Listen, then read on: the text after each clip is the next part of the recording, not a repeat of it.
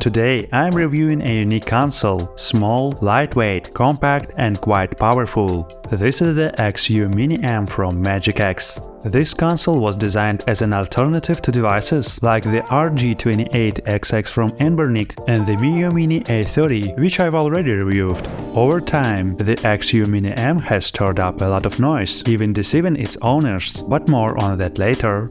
In this video, we'll unbox the XU Mini M, discuss its design, talk about its software, and as always, test out some games. This console caught my eye from the very first moment. Its vibrant orange color, paired with white buttons, it's so striking that I can't resist picking it up to play my favorite games every time I see it. The XU Mini M runs on the RK3326 processor with 4 Cortex A35 cores. Graphics are powered by the Mali G31 MP2 GPU, and here's where the main deception lies. I disassembled my console to closely inspect the processor markings. It's labeled as Rockchip RK3562, a rather powerful and capable processor, but as it turns out, the labeling was altered, and it's actually the familiar RK3326, which we've seen in many consoles like the R36S or R36H. Interestingly, because of this, the XU Mini M already has several custom firmware options, including my favorite ArcOS, which I've installed, although ArcOS is currently in testing and has several bugs. The community claims it performs better than all existing firmware, even better than the stock version. The console features a 2.8-inch IPS display with a resolution of 640 by 480 pixels and a 2600 mAh battery, providing up to 6 hours of playtime depending on the game. It runs on Magic X firmware based on Linux. This firmware is user-friendly but closed off, making it ideal for most users who prefer to just turn on the console and start playing without tinkering with settings. However, I personally enjoy having control over the console's configuration. By the way, I bought the XU Mini M on AliExpress for 56 euros with fast and free shipping. During discount seasons, you can get it for even less. Especially if you use a promo code, you'll find the link in the description box. Now let's move on to the unboxing. The XU Mini M arrived in this sturdy and stylish fabric case. Inside on one side is the console. Let's set it aside for now. On the other side, in a zippered pocket, you'll find a silicone bracelet, a USB Type-A to USB Type-C charging cable, screen wipes, a thick tempered glass screen protector, and a user manual. This is a great package in my opinion. The inclusion of a case and screen protector is a nice bonus for a compact console. Now let's take a closer look at the device itself. The console has a stunning orange color, which I absolutely love. Besides orange, we can order it in white or translucent black. It's very lightweight and feels nice to the touch. Let's power it on and check out the interface. The Magic X firmware loads fairly quickly. The interface is bright, simple and intuitive. The console is made of matte plastic, which feels great. On the front, we see small matte white buttons. They're soft and press smoothly, and I really like them. The D-pad is also matte and provides good resistance. Diagonal inputs work well, even when tilting the D-pad in different directions. I think it's an excellent D-pad. On the top, you'll find the Start and Select buttons. They stick out slightly and offer a pleasant click when pressed. Below the screen, in the center, is a rectangular G button for accessing the Options menu. The analog sticks are positioned below the action buttons. They move very smoothly and softly. In terms of shape and feel, they are very similar to the analog sticks on the Retroid Pocket 4 Pro.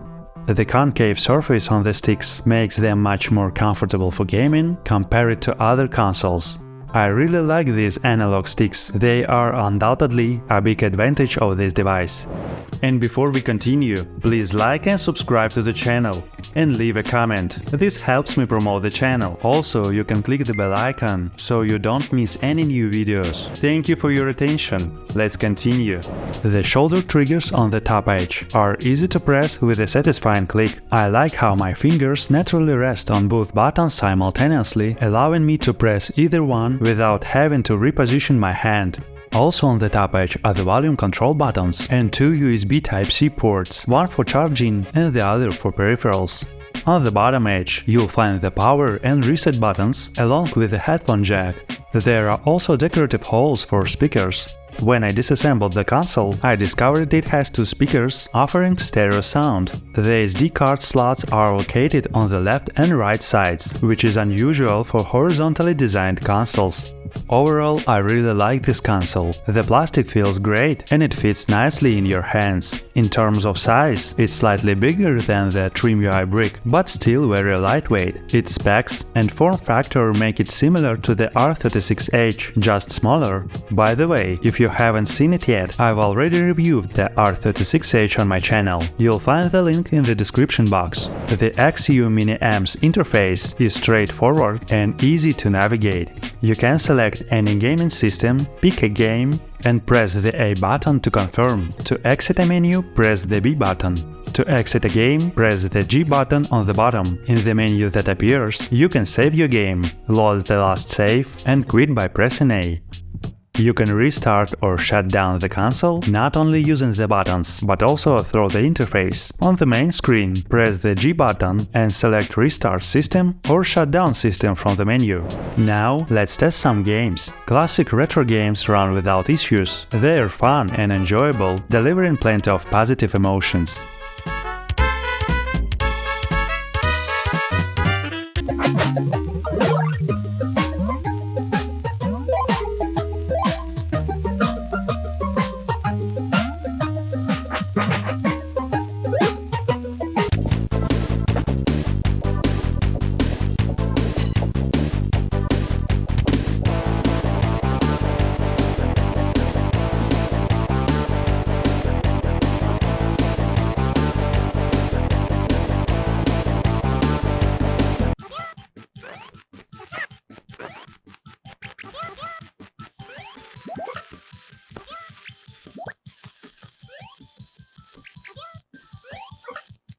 Performance is excellent across all games, there is no lag or freezing.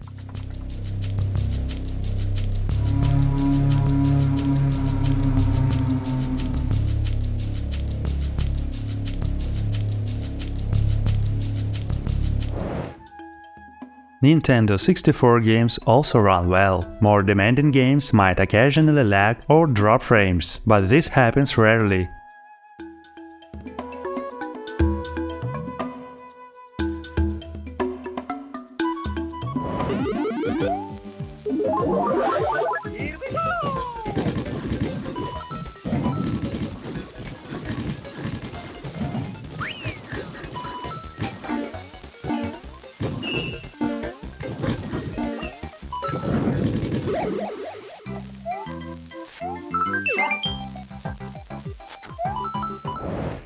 PlayStation 1 games work just fine too. Heading south, block all major roads and capture the suspect.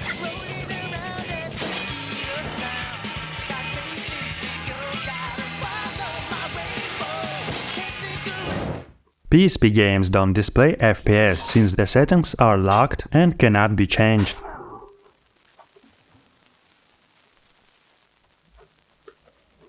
Based on my experience, GTA Vice City Stories runs similarly to other consoles with this processor, averaging around 20 FPS, with occasional drops to 10 FPS.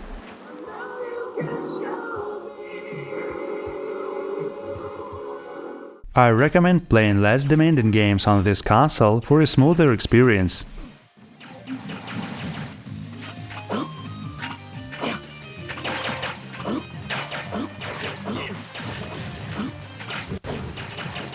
What surprised and pleased me was the inclusion of Portmaster by default. I added a few games to test how they run. Let's start with GTA Vice City. While the performance is decent, there are clear control issues, making the game less enjoyable. The same applies to Half-Life. The controls need adjustment, but the game itself runs very well. I also tried Half-Life 2. Performance is similar to the R36S console. Some scenes may lag or stutter, but overall, it's playable except for one issue. The controls need improvement.